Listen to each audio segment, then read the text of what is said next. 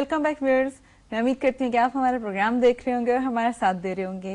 Viewers, आज हम लोग बात कर रहे हैं डेंगू फीवर के बारे में कि डेंगू फीवर क्या होता है, इसे कैसे बचा जा सकता है, इंडिविजुअल लेवल पे कौन से मेजर्स होने चाहिए और गवर्नमेंट लेवल पे आप किस तरह इसको एक बड़े एरिया पे करके इसको किस तरह बचा सकते हैं अपने आप को इस वायरस से। मैं आपको यहाँ पे बताती चलूँ कि आप हमें प्रोग्राम में लाइव कॉल कर सकते हैं, जिसके लिए आप डायल कीजिए 042-35764498। मैं एक दफा फिर से रिपीट कर दूं 042-35764498। हमारे प्रोग्राम में आप कॉल करके डेंगू फीवर से मुतालिक आप बात कर सकते हैं, डॉक्टर साहब से एहतियाती तदाबीर या कोई टिप्स वगैरह लेना चाहें तो आप वो ले सकते हैं। आइए अपने प्रोग्राम को कंटिन्यू करते हैं।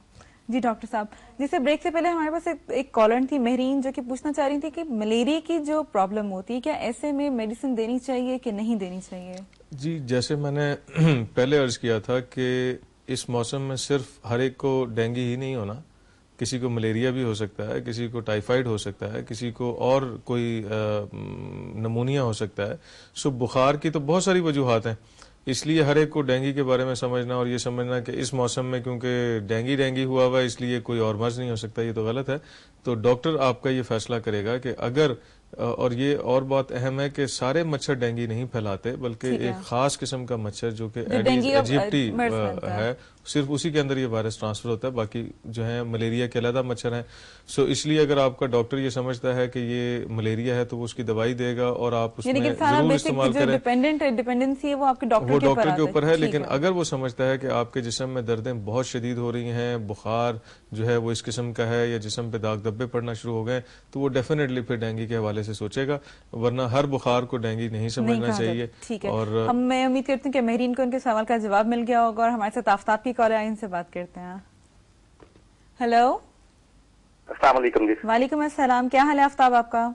अल्लाह का शुक्र, ठीक ठाक जी। आपका प्रोग्राम बहुत अच्छा जा रहा है जी। मैं डॉक्टर साहब से ये सवाल करना चाहता था। हाँ जी, अब कम से कम कितने प्लेटलेट्स होने चाहिए कि हम जो है ना वो प्लेटलेट्स लगवाएं अगर जरूरत हो तो? मिनिमम इसमें कितने प्लेटलेट्स की रिक्वायरमेंट है? ओके। और नंबर 2 है कि ये डेंगू जो है ये कितने दिनों तक जो है अफेक्टिव होता है और इसके साथ कोई थकावट तो नहीं होती? मेरे जिस्म में ऐसी कोई प्रॉब्लम नहीं है, ना कोई वो उसमें कोई टेम्परेचर नहीं है मुझे 3-4 दिन से, बिल्कुल कोई जिस्म में दर्द नहीं है, ईचिंग नहीं है, कोई दाना नहीं है, लेकिन प्लेटलेट्स कुछ कम आ रहे हैं, तो उसके लिए थोड़ी सी मुझे रहनुमाई। कितने कम है जी? प्लेटलेट्स कितने हैं? प्लेटलेट्स हैं जी 83। ठीक है, अच्छा उसमें ये। और आफ्ताब इसके अलावा कुछ और आप पूछना चाहेंगे? सिर्फ ये था कि कोई मल्टीविटामिन कोई ले सकता हूँ मैं साथ इसके? चलें ठीक है, हम आपको आपके सवाल का जवाब देते हैं। बहुत शुक्रिया आपकी कॉल का। ओके जी, अल्लाह हाफ़िज़। जी डॉक्टर साहब, अच्छा इसमें ये बड़ा अहम इन्होंने क्वेश्चन किया। पहली तो बात इनके लिए मैं बताना चाहूंगा कि 82 एक बड़ी सेफ लिमिट है, अगरचे इसका 150 से लेके 450 तक प्लेटलेट्स होती हैं जो कि इसके है नॉर्मल रेंज इसको फॉल करता है। डेंगू फीवर के अंदर अगरचे ये फॉल कर जाती हैं, लेकिन 82-83 जो है वो बहुत सेफ है, इसमें किसी किस्म की ट्रांसफ्यूजन की जरूरत नहीं है और किसी किस्म की हेमरेज नहीं हो सकती और ये जो जैसे हम बात कर रहे थे ब्लीडिंग हो जाए या जिस्म पे दाग धब्बे पड़ जाए, ये नहीं हो सकते।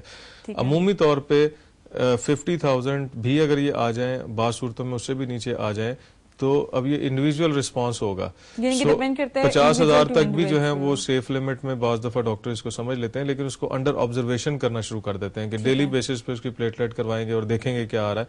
और अमूमी तौर पे ये देखा जाता है कि जब 20,000 प्लेटलेट या 25,000 पे आना शुरू हो जाए तो उसके बाद उसमें ब्लीडिंग स्पॉन्टेनियस होने के बहुत ज्यादा इम्कान हो जाता है। तो 50,000 से कम पे आपने बहुत ज्यादा ऑब्जर्व करना है, और अगर उससे नीचे चली जाती है 20,000 पे तो डेफिनेटली डॉक्टर आपका फैसला करेगा, जो कि अपनी ऑब्जर्वेशन और उसका क्लिनिकल एक्सपीरियंस है कि वो मौका होता है जब वो कहता है कि जी प्लेटलेट्स लगवाएं, और उससे पहले की 80,000 है इस पर कोई जरूरत नहीं होती। और जहां तक कमजोरी की बात है तो वो डेफिनेटली कुछ अर्से तक रहेगी, आहिस्ता आहिस्ता रिकवर हो जाएंगे, मल्टीविटामिन ले सकते हैं, कोई इतना बड़ा इशू नहीं है। अच्छा डॉक्टर साहब, अगर आप हमारे व्यूअर्स को 1-2 क्विक टिप्स देना चाहें, क्योंकि हमारे प्रोग्राम का टाइम तो थोड़ा है लेकिन टिप्स लेना भी तो बहुत जरूरी होता है। जी, इसमें एक मुख्तसर सा ये कि खौफ नहीं होना चाहिए लोगों के अंदर, मर्ज बुखार की हद तक रहे, दर्दों की हद तक रहे, प्लेटलेट्स नॉर्मल रहें, 100% रिकवरी है, कोई आफ्टर इफेक्ट्स इसके अंदर नहीं होते हैं, और इसलिए परेशानी वाली बात नहीं है। 1% जैसे हमने बताया कि उनके अंदर हेमरेजेस के चांस हैं, उसमें भी अगर आप टाइमली डॉक्टर के पास आ जाते हैं। को टिप देना चाहूँ अगर आपके बिहाफ पे, तो वो यही होगा कि अपने आप को टेंशन फ्री रखें और अपने आप को बेहतर रखें और मच्छरों को जिस हद तक खत्म कर सकें उनकी नस्ल खत्म कर दें ताकि अगले साल ये मसला ना हो। सही है। इसी के साथ मैं आपको शुक्रिया अदा करना चाहूंगी डॉक्टर साहब कि आपने अपना कीमती वक्त निकाला और हमें इन्फॉर्मेशन प्रोवाइड की। बहुत शुक्रिया आपका। मेरे आज आप लोगों ने देखा, हम लोगों ने बात की डेंगू फीवर के बारे में। अगर मैं आपको टिप्स दूं तो वो यही है कि अपने आप को मच्छरों से बचाएं और अपने घर में मच्छर का जो स्प्रे होता है उसका इस्तेमाल करें। हमारे प्रोग्राम में किसी भी किस्म की फीडबैक, कोई आप सजेशन देना चाहें तो मुझे ईमेल कीजिए healthcenter@valutv.tv। ये मेरा आईडी है जिसको आप ईमेल कर सकते हैं, मुझे सजेशंस दे सकते हैं। आज के लिए मुझे इजाजत दीजिए। अल्लाह हाफिज।